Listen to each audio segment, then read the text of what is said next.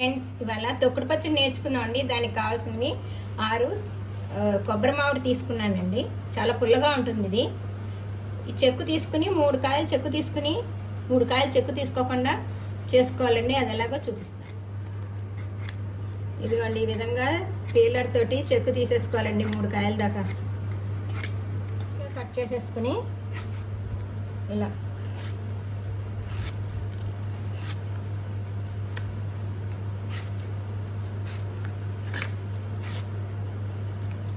కొంచెం పెద్ద కత్తిపీట ఉంటే ఉంటుంది. మాది చిన్న కత్తిపీట.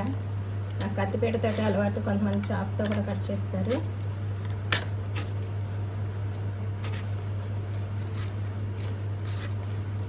ఈ విధంగా ఇలా అన్నీ లైన్గా పెట్టేసుకుని మళ్ళీ అడ్డంలో, అప్పుడు మనకి త్వరగా అవుతుంది. చిన్న చిన్న ముక్కలు ఒక్కొక్కటి కట్ చేసుకునే బదులు ఇలా చేస్తే త్వరగా అయిపోతుంది.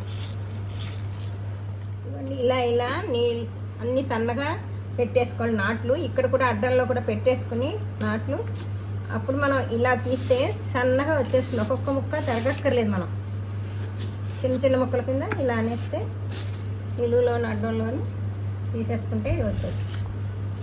ప్లాస్టిక్ కవర్ మీద 2 గంటలు మంచి ఎండలో ఎండబెట్టుకుంటే చాలండి. ఎక్కువ ఎండబెట్టకూడదు.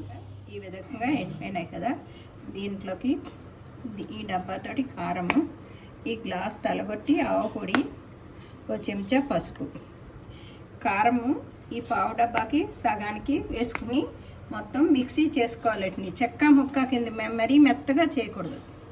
వేసుకుంటాము.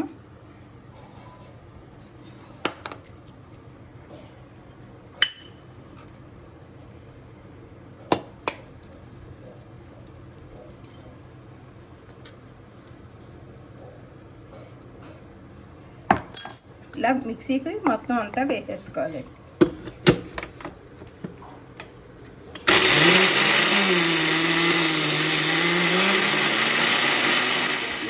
2 గంటలు అయినాక మిక్సీకి వేసుకోవాలండి. ఈ విధంగా కాస్త నూనె కలిపేసేసుకుని అడుక్కి పైకి మూత పెట్టేసుకుని 3వ రోజు మెంతిపిండి ఇంగువ పోపు పెట్టుకోవాలండి.